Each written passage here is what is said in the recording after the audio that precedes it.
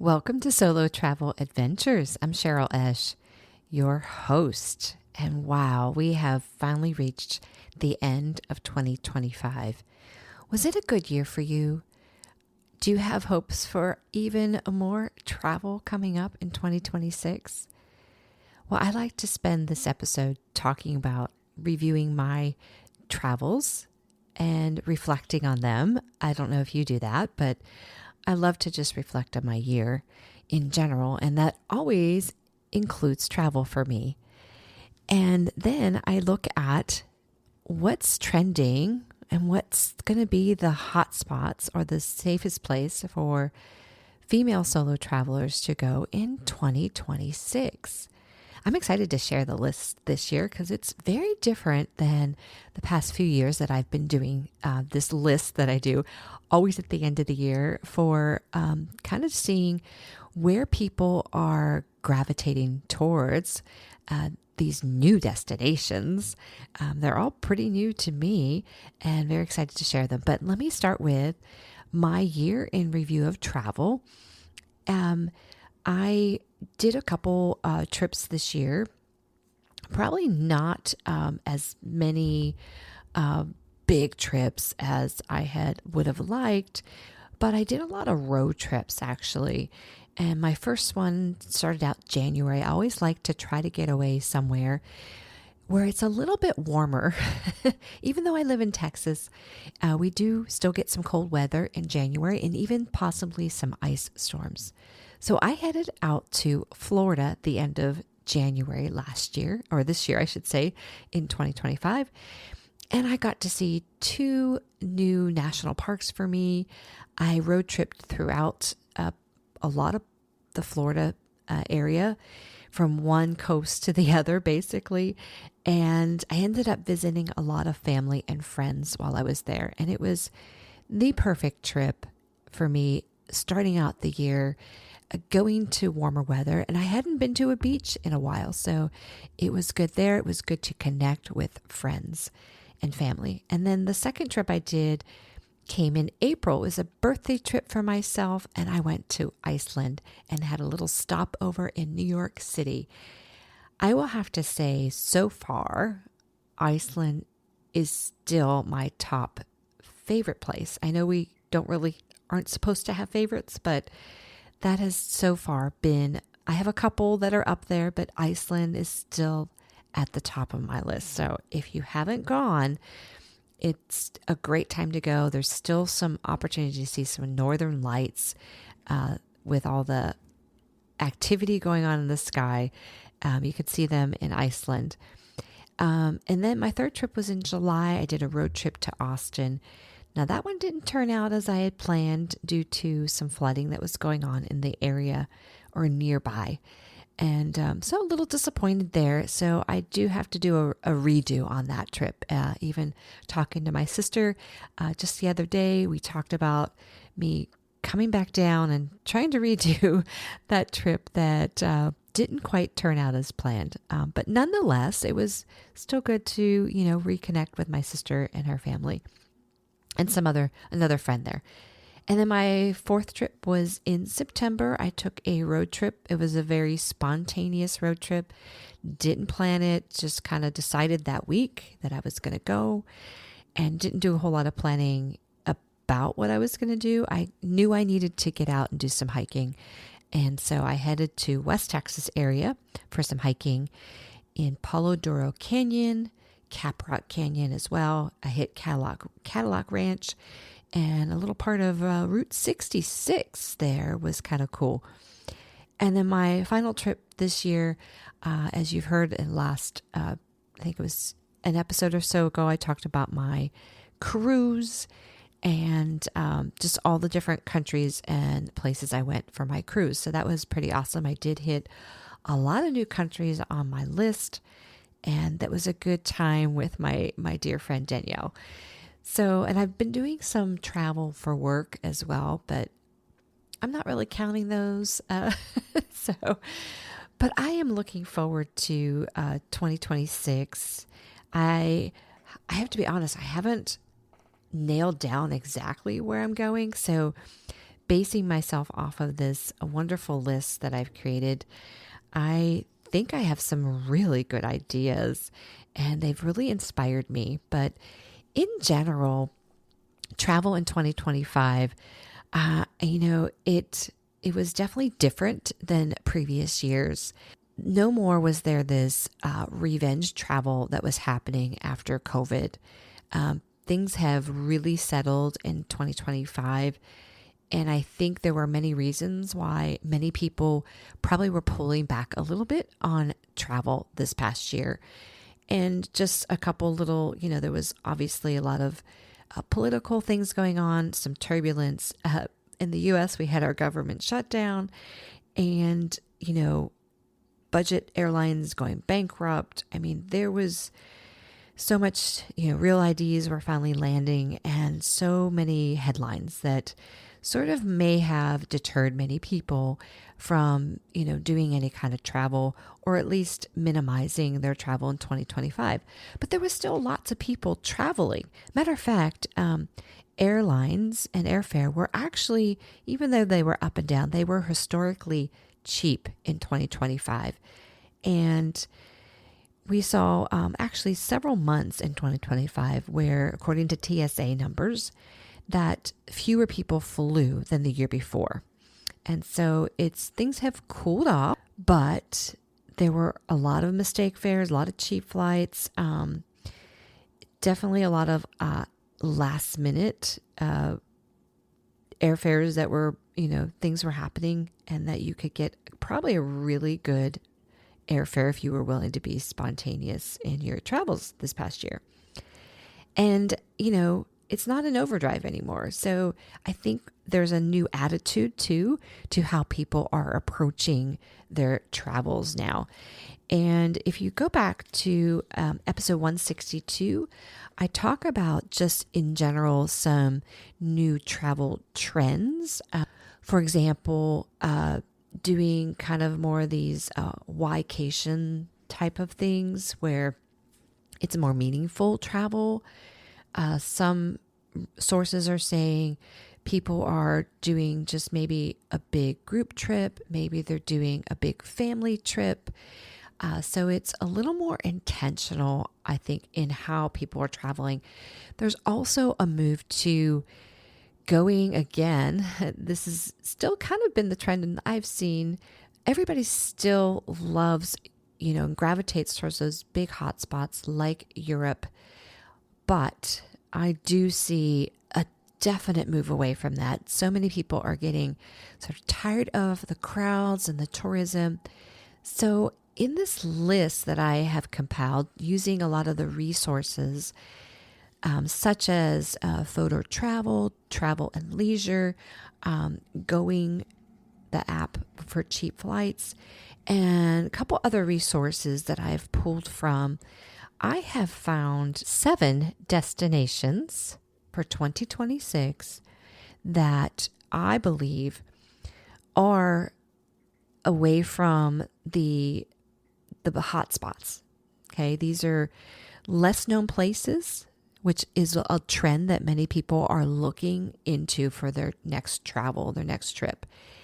And these places that I've chosen, as I always do, I consider the woman traveler, the solo woman traveler. And is it ideal? Is it safe for them to go to this country? If they're considering going solo, is this a good country for them to go to? I actually had 10 on my list originally, but just finished an honest conversation with somebody who's been to one of the other countries that I ended up taking off the list due to their feedback on thinking that it's it's a beautiful country. It's a popular country to go to. Oh, it's becoming popular. I should say that it's not, it's not in Europe, but it's maybe best not to go as a woman solo traveler. You can go, and I know I got you hanging on the edge, like, what country is it? I'm going to give you 7 that I feel are well suited for women solo travelers. And this first one, I got to really try to see if I can make well, these first two I want to try to make happen possibly, is because they have been on my list, at least the second one. The first one I'm going to mention is Albania. And Albania is a beautiful Balkan country. It's nestled in the heart of the Balkans. And it's an affordable Mediterranean country with beautiful coastline. It does have an area called their Riviera.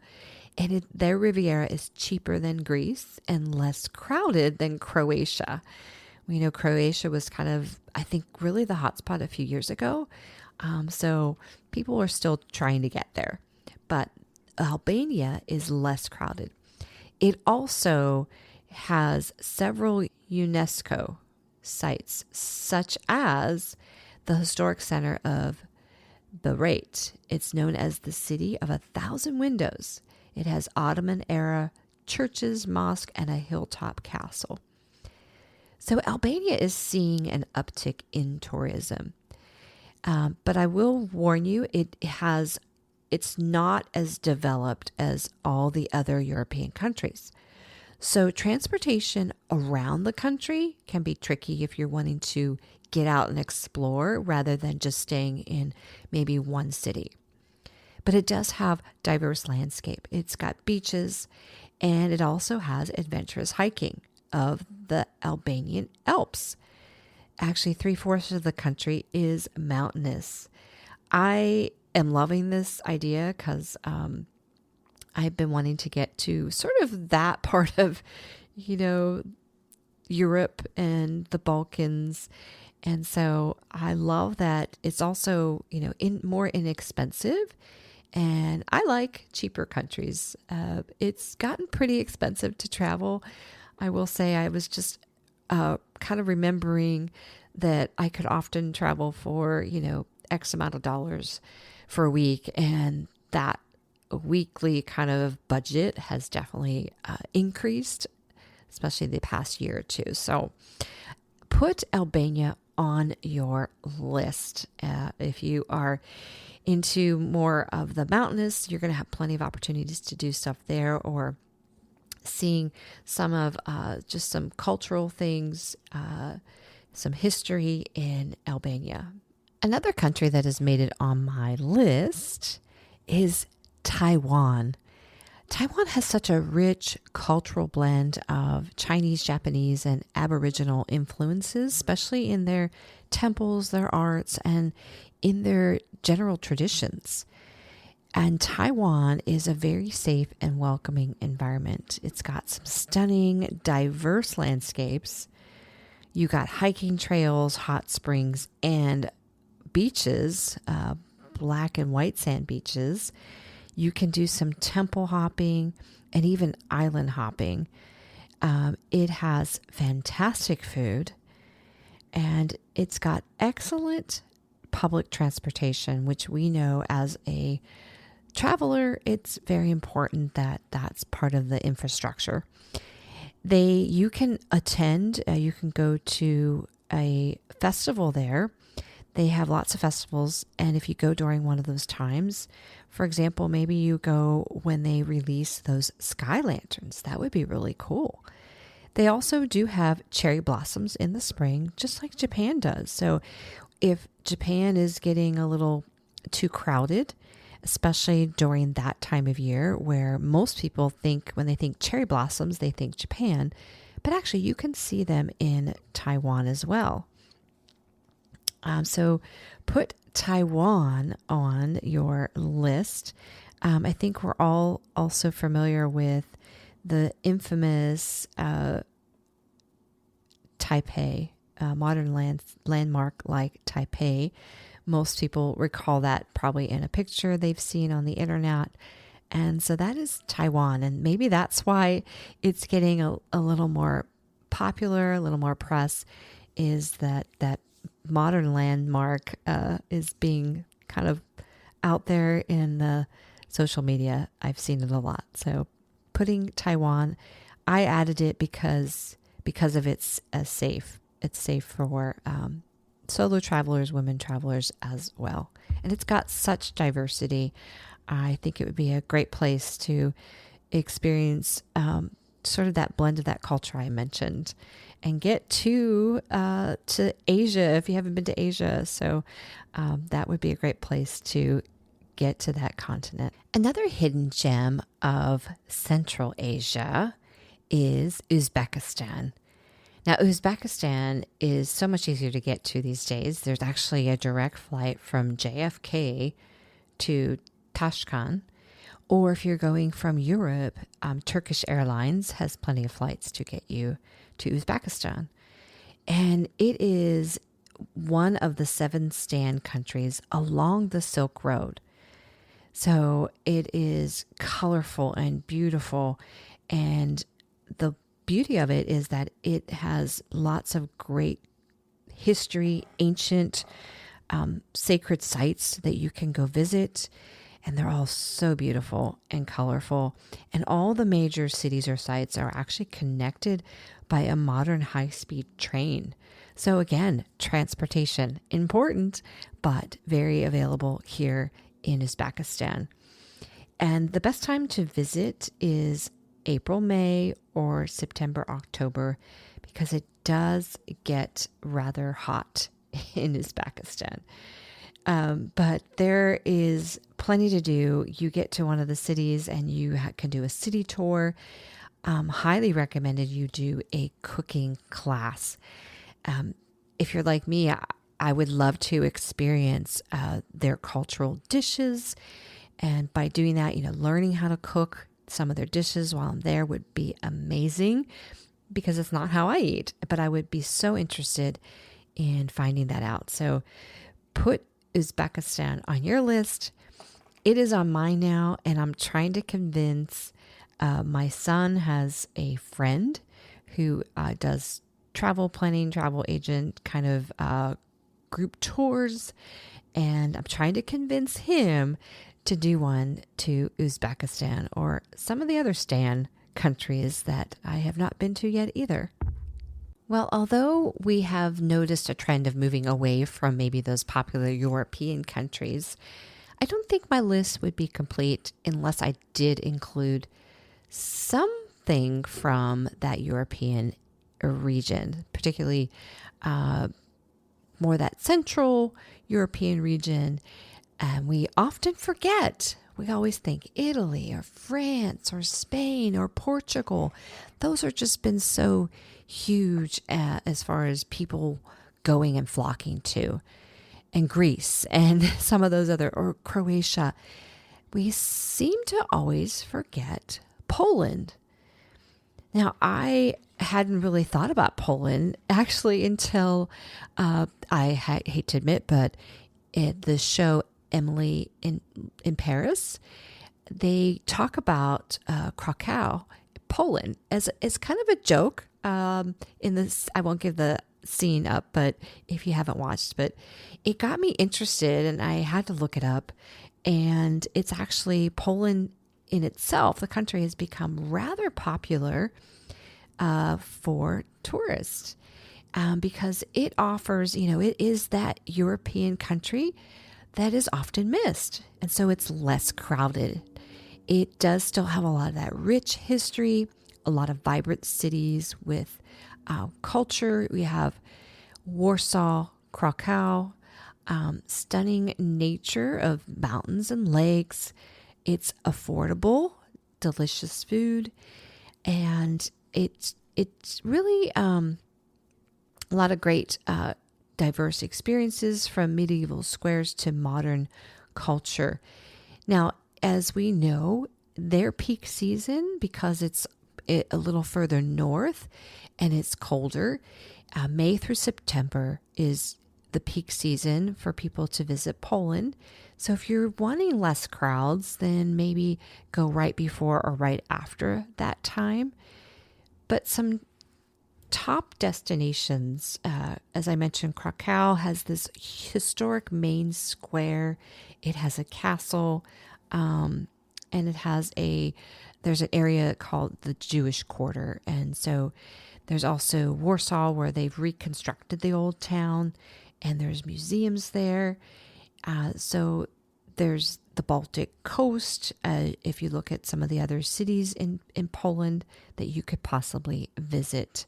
There's also a UNESCO site of underground chapel with these salt mines. So there's lots to see. There's hiking. There's skiing if you like to ski.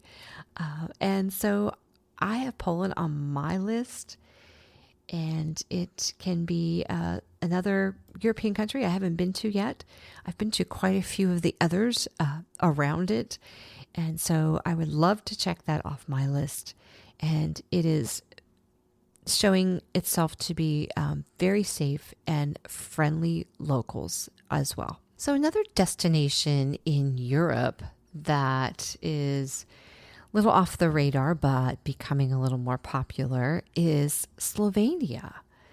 And Slovenia offers stunning Alps, charming cities like Ljubljana and glacier lakes in Bled, and it offers hiking, swimming, boating, skiing in the winter if you like winter sports.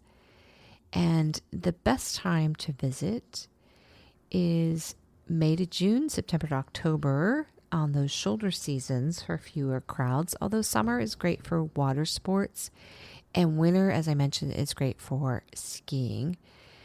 But it's just so cute. The capital city is walkable. It has this riverside charm and castles, and it's safe for women traveling alone. Now, Slovenia is often confused with Slovakia, and they're very different countries. But Slovenia is actually, I would consider, Europe's most surprisingly delightful and often overlooked unless you live in the region. And the other thing is that most people, when they think mountainous countries in Europe, they think of Switzerland, Austria, and even Germany, whereas Slovenia is actually where the Alps begin their westward march as they arc across 7 other European countries. So the Alps are actually, have a home in Slovenia, and, it's great for hikers and active travelers. And it has that sweet, you get into a town and has this little sweet European kind of charm that you will see in that country. So put Slovenia, not to be mistaken with Slovakia, put Slovenia on your list of places to visit in 2026 before others find out about the beauty of that country. Okay, moving back over to another Asian country that I think is definitely on the rise of popularity. I see more and more people going there, is South Korea, Seoul in particular. And so when you're thinking about Asian countries and Seoul, South Korea might come to mind, especially if you're one of those folks that really prefers sort of the city vibe. You want to go somewhere, and you want to go somewhere exciting with lots to see, lots to do, then Seoul, South Korea is going to be the place that you're going to want to go with this nightlife. But it's a beautiful blend of ancient tradition and futuristic tech. There's grand palaces. You're going to be also possibly wandering through some traditional Hanok villages. You'll be shopping. Maybe you like shopping. There's lots of districts to shop in and vibrant markets. And of course, a lot of great food, street food, incredible Korean food there. And the place, South Korea, is also very easily navigatable by subway. And so again, as a solo traveler, it is safe. It's a safe city. And the best time to go is typically March through May, and then autumn, like that September, November, because you're going to get more pleasant weather. and even possibly see, for example, if you go in the spring, again, they have also, they have some cherry blossoms there as well. And the autumn, you have just some vibrant foliage and milder weather. So it's a great place to, if you like the excitement of a bigger city, then Seoul, South Korea is going to be the place that you're going to enjoy. People are starting to gravitate towards moving to those unknown or less popular places, as I keep mentioning in this list that you're getting here. And our final place, this is really off the radar, and it is also starting to become a little more accessible, is really why I think it's becoming a little more popular. When people think about going somewhere again that is a little off the radar and maybe even off grid, so to speak, and less populated as far as tourists. There's very, very few tourists that I know of that are going to this country. I have a desire to go to this country for a specific reason, but Mongolia is on that list as one of the destinations I feel is starting to become popular as one of those less sought out places, less touristy places, and it's becoming popular.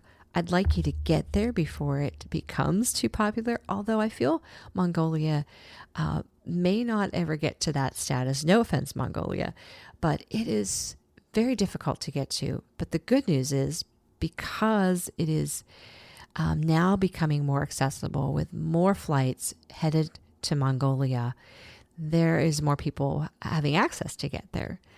So Mongolia is a vast country, and it's really, so with Mongolia being such this vast country, it's a nation that's bordered by China and Russia, and it's got some rugged expanses. It's actually known for a little more nomadic culture, and its culture, its capital, I should say, centers around the whole Genghis Khan Square, obviously named for that notorious founder of the 13th and 14th century Mongol Empire.